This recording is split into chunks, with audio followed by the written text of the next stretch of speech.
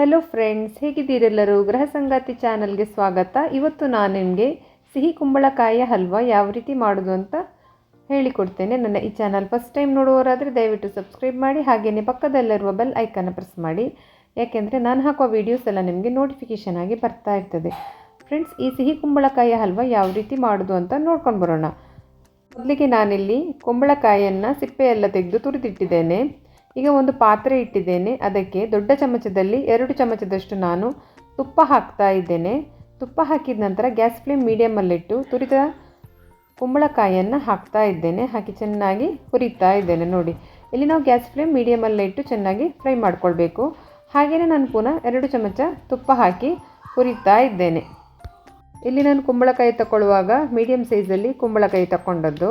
ಈಗ ನಾನು ಅದಕ್ಕೆ 1 ಕಪ್ಪಷ್ಟು ಸಕ್ಕರೆಯನ್ನು ಹಾಕ್ತಾ ಇದ್ದೇನೆ. ಹಾಕುವಾಗ ಸ್ವಲ್ಪ ಸ್ವಲ್ಪನೇ ಹಾಕಿ ಮಿಕ್ಸ್ ಮಾಡ್ತಾ ಇದ್ದೇನೆ.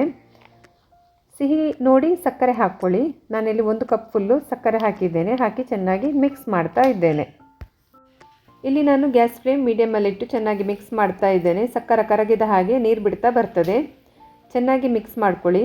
ಚೆನ್ನಾಗಿ ಮಿಕ್ಸ್ ಮಾಡಿದ ನಂತರ ನಾನಿಲ್ಲಿ ಪುನಃ 1 ಚಮಚದಷ್ಟು ತುಪ್ಪ ಹಾಕ್ತಾ ಇದ್ದೇನೆ. ಇಲ್ಲಿ ನಾನು ಒಟ್ಟು ಟೋಟಲ್ 5 ಚಮಚ ತುಪ್ಪ ಹಾಕಿದ್ದೇನೆ ಫ್ರೆಂಡ್ಸ್. ತುಪ್ಪ ಹಾಕಿದ ನಂತರ ನೀವು ನೋಡ್ಬೋದು ಗ್ಯಾಸ್ ಫ್ಲೇಮಲ್ಲಿ ಮೀಡಿಯಮಲ್ಲೇ ಉಂಟು. ಚೆನ್ನಾಗಿ ಪುನಃ ಮಿಕ್ಸ್ ಮಾಡ್ಕೊಳ್ಳಿ. ಇಲ್ಲಿ ಹಲ್ವಾದ ಕನ್ಸಿಸ್ಟೆನ್ಸಿ ಉಂಟಲ್ಲ, ಗಟ್ಟಿ ಬರಬೇಕು. ಅದಕ್ಕೋಸ್ಕರ ನಾನಿಲ್ಲಿ ಚೆನ್ನಾಗಿ ಮಿಕ್ಸ್ ಮಾಡ್ತಾ ಇದ್ದೇನೆ.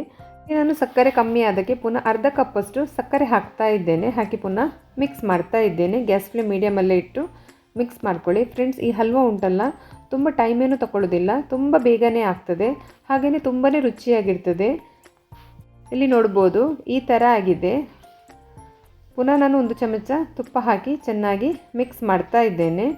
2 ಏಲಕ್ಕಿಯನ್ನು ಕುಟ್ಟಿ ಪುಡಿ ಮಾಡಿ ಹಾಕ್ತಾ ಇದ್ದೇನೆ. ಹಾಕಿದ ನಂತರ ಚೆನ್ನಾಗಿ ಮಿಕ್ಸ್ ಮಾಡಿ. ಈಗ ನಮಗೆ ಇಷ್ಟೇ ಸಾಕು ಅಂತ ಹೇಳಿದರೆ ಒಬ್ಬೊಬ್ಬರಿಗೆ ಬೌಲಿಗೆ ಹಾಕಿ ತಿನ್ನಲಿಕ್ಕೆ ಇಷ್ಟ ಇರ್ತದೆ. ಇಷ್ಟು ಸಾಕಾಗ್ತದೆ. ಗ್ಯಾಸ್ ಫ್ಲೇಮ್ ಬಂದ್ ಮಾಡಿ. ಇಲ್ಲದಿದ್ದರೆ ನಾವೀಗ ಸ್ಲೈಸ್ ಮಾಡಿ ಕಟ್ ಮಾಡಬೇಕಂತ ಹೇಳಿದರೆ ಪುನಃ ಇನ್ನೂ ಅಂಟು ಬರಬೇಕು. ಅಂದರೆ ಈಗ ಗಟ್ಟಿಯಾಗಿದೆ, ನೀವು ನೋಡ್ಬೋದು ಇದರ ಕನ್ಸಿಸ್ಟೆನ್ಸಿ. ಸ್ವಲ್ಪ ಎಲ್ಲ ಒಟ್ಟಾಗಿ ಅಂಟು ರೀತಿ ಉಂಡೆ ಥರ ಆಗಬೇಕು. ಅಷ್ಟು ತನಕ ನಾವು ಆ ಕುಂಬಳಕಾಯಿಯನ್ನು ಮಿಕ್ಸ್ ಮಾಡಬೇಕು. ಈಗ ನಾನು ಅಷ್ಟಾದ ನಂತರ ನಾನಿಲ್ಲಿ ಟ್ರೇ ರೆಡಿ ಮಾಡ್ತಾ ಇದ್ದೇನೆ. ಈ ಟ್ರೇಗೆ ಸ್ವಲ್ಪ ಎಣ್ಣೆ ಒರೆಸಿದೆ. ಆನಂತರ ಫಾಯಿಲ್ ಶೀಟನ್ನು ಇಡ್ತಾ ಇದ್ದೇನೆ. ಈ ಥರ ಸೆಟ್ ಮಾಡಿದ್ದೇನೆ. ಫಾಯಿಲ್ ಶೀಟನ್ನು ಇಟ್ಟು, ಫಾಯಿಲ್ ಶೀಟ್ ಬದಲಿಗೆ ಬಟರ್ ಪೇಪರ್ ಇದ್ದರೂ ಹಾಕ್ಕೊಳ್ಬೋದು. ಅದಕ್ಕೆ ಎಣ್ಣೆ ಎಲ್ಲ ಒರೆಸಿ ಬಟರ್ ಪೇಪರ್ ಕೂಡ ಹಾಕಿ ರೆಡಿ ಮಾಡಿ ಇಟ್ಕೊಳ್ಬೋದು. ನಾನಿಲ್ಲಿ ಕೇಕ್ ಟ್ರೇಗೆ ಫಾಯಿಲ್ ಶೀಟನ್ನು ಇಡ್ತಾ ಇದ್ದೇನೆ. ಈಗ ನಾನು ಈ ಥರ ರೆಡಿ ಮಾಡಿ ಇಟ್ಕೊಂಡಿದ್ದೇನೆ. ನೋಡಿ, ಈಗ ಇದು ರೆಡಿಯಾಗಿದೆ. ಈಗ ಇಲ್ಲಿ ಈ ಹಲ್ವಾ ಉಂಟಲ್ಲ ಒಟ್ಟಿಗೆ ಅಂಟು ರೀತಿ ಬರಬೇಕು. ಅಂದರೆ ಈಗ ದೂರ ಬಿಡ್ತಾ ಉಂಟಲ್ಲ, ಒಟ್ಟಿಗೆ ಅಂಟು ರೀತಿ ಬಂದರೆ ನಮಗೆ ತುಂಬ ಸ್ಲೈಸ್ ಆಗಿ ಕಟ್ ಮಾಡಿ ತಗೊಳ್ಬೋದು.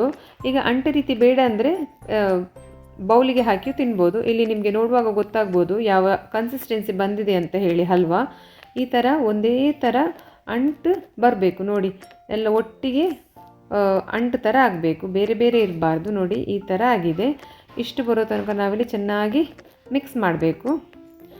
ಎಷ್ಟು ನಾವು ಚೆನ್ನಾಗಿ ಮಿಕ್ಸ್ ಮಾಡ್ತೇವೆ ನೋಡಿ, ಅಷ್ಟು ಅಂಟು ಬರ್ತದೆ. ಹಾಗೆಯೇ ನಮಗೆ ಸ್ಲೈಸ್ ಕೂಡ ಕಟ್ ಮಾಡಬೇಕಲ್ಲ, ಅದಕ್ಕೋಸ್ಕರ ಜಾಸ್ತಿ ನಾನಿಲ್ಲಿ ಈ ಹಲ್ವಾವನ್ನು ಹುರಿತಾ ಇದ್ದೇನೆ. ಈ ಹಲ್ವ ನಾನು ಯಾವಾಗ ತಿಂದದಂತ ಹೇಳಿದರೆ, SDM ಕಾಲೇಜಲ್ಲಿ ಒಂದು ಫಂಕ್ಷನ್ ಇತ್ತು, ಅಲ್ಲಿ ಹೋದಾಗ ಈ ಹಲ್ವ ಕೊಟ್ಟಿದ್ದರು. ತುಂಬಾ ರುಚಿಯಾಗಿತ್ತು. ಆನಂತರ ನಾನಿದು ಟ್ರೈ ಮಾಡಿದ್ದು. ನೋಡಿ, ಈ ಕನ್ಸಿಸ್ಟೆನ್ಸಿ ಬರಬೇಕು, ಈ ಥರ ಅಂಟು ಬರಬೇಕು. ನೋಡಿ, ಎಲ್ಲ ಒಟ್ಟಿಗೆ ಸೇರಿ ಉಂಡೆ ಥರ ಆಗಿದೆ. ನೋಡಿ, ಈ ಹದ ಬರಬೇಕು. ಈ ಹದ ಬಂದರೆ ಉಂಟಲ್ಲ, ತಣ್ಣಗಾದ ನಂತರ ಯಾವ ಶೇಪ್ ಬೇಕಾದರೂ ಕೊಡ್ಬೋದು. ಗೊತ್ತಾಗಿರ್ಬೋದು ಅಂತ ಭಾವಿಸ್ತೇನೆ ಫ್ರೆಂಡ್ಸ್. ಈಗ ಈ ಥರ ಹಲ್ವ ಎಲ್ಲ ಮಾಡುವಾಗ ಈ ಥರ ನಾನ್ ಸ್ಟಿಕ್ ಪಾತ್ರೆ ಬಳಸಿದರೆ ತುಂಬಾ ಒಳ್ಳೆಯದು. ಅಡಿಗೆ ತಳ ಎಲ್ಲ ಹಿಡಿಯುವುದಿಲ್ಲ, ಅದಕ್ಕೋಸ್ಕರ. ಈಗ ನೋಡಿ, ಇಷ್ಟು ಅಂಟು ಬಂದ ನಂತರ ನಾನಿಲ್ಲಿ ಫಾಯಿಲ್ ಶೀಟೆಲ್ಲ ರೆಡಿ ಮಾಡಿಟ್ಟ ಟ್ರೇ ಉಂಟಲ್ಲ ಅದರೊಳಗೆ ಹಾಕ್ತಾ ಇದ್ದೇನೆ. ಹಾಕಿ ಫುಲ್ ಸೆಟ್ ಮಾಡ್ತಾ ಇದ್ದೇನೆ. ಹಾಕುವ ಮೊದಲು ಉಂಟಲ್ಲ ಡ್ರೈ ಫ್ರೂಟ್ಸ್ ಹಾಕಿ ಆನಂತರ ಈ ಹಲ್ವವನ್ನು ಹಾಕಿ ಸೆಟ್ ಮಾಡ್ತಾ ಇದ್ದೇನೆ. ಡ್ರೈ ಫ್ರೂಟ್ಸ್ ಆಪ್ಷನಲ್, ಹಾಕಿದರೆ ಚಂದ ಕೂಡ ಕಾಣ್ತದೆ ಮತ್ತು ರುಚಿನೂ ಇರ್ತದೆ. ಅದಕ್ಕೋಸ್ಕರ ಇದ್ದರೆ ಹಾಕ್ಕೊಳ್ಳಿ, ಇಲ್ಲದಿದ್ದರೆ ಬೇಕಂತೇನಿಲ್ಲ, ಸ್ಕಿಪ್ ಮಾಡ್ಕೊಳ್ಳಿ. ಇದು ತಣ್ಣಗಾದ ನಂತರ ನಾನಿಲ್ಲಿ ಕಟ್ ಮಾಡ್ತಾ ಇದ್ದೇನೆ. ನೋಡಿ, ಈಗ ನಾನು ಫಾಯಿಲ್ ಶೀಟನ್ನೆಲ್ಲ ತೆಗಿತಾ ಇದ್ದೇನೆ, ಕಟ್ ಮಾಡ್ತಾ ಇದ್ದೇನೆ. ನೋಡಿ, ನಮಗೆ ಎಷ್ಟು ದೊಡ್ಡ ಸೈಜ್ ಪೀಸ್ ಬೇಕಂತ ನೋಡಿ ಅಷ್ಟು ದೊಡ್ಡ ಪೀಸಿಗೆ ಕಟ್ ಮಾಡ್ಬೋದು. ನೋಡಿ ಫ್ರೆಂಡ್ಸ್, ನಾವು ಎಷ್ಟು ಚೆನ್ನಾಗಿ ಹುರಿತೇವೆ ನೋಡಿ, ಅಂಟು ರೀತಿ ಬರಿಸ್ತೇವೆ ನೋಡಿ, ಅಷ್ಟೇ ಚೆನ್ನಾಗಿ ಈ ಹಲ್ವ ಬರ್ತದೆ. ಇವತ್ತು ನಾನು ಮಾಡಿದ ಕುಂಬಳಕಾಯಿ ಹಲ್ವ ರೆಡಿಯಾಗಿದೆ. ಈ ಥರ ಆಗಿದೆ ನೋಡಿ. ತಿನ್ನಲಿಕ್ಕೆ ತುಂಬಾ ರುಚಿಯಾಗಿರ್ತದೆ. ನಾವು ಡಬ್ಬಿಯೊಳಗಿಟ್ಟು ಸ್ಟೋರ್ ಮಾಡಿ ಕೂಡ ತಿನ್ಬೋದು, ಏನೂ ಆಗೋದಿಲ್ಲ. ನಾನು ಮಾಡಿದ ಇವತ್ತಿನ ಕುಂಬಳಕಾಯಿಯ ರೆಸಿಪಿ ನಿಮ್ಗೆ ಇಷ್ಟ ಆಗಿದೆ ಅಂತ ಭಾವಿಸ್ತೇನೆ. ಇಷ್ಟ ಆದರೆ ಒಂದು ಲೈಕ್ ಮಾಡಿ, ಶೇರ್ ಮಾಡಿ, ಕಮೆಂಟ್ ಮಾಡಿ ಮತ್ತು ಸಬ್ಸ್ಕ್ರೈಬ್ ಮಾಡಲಿಕ್ಕೆ ಮರಿಬೇಡಿ.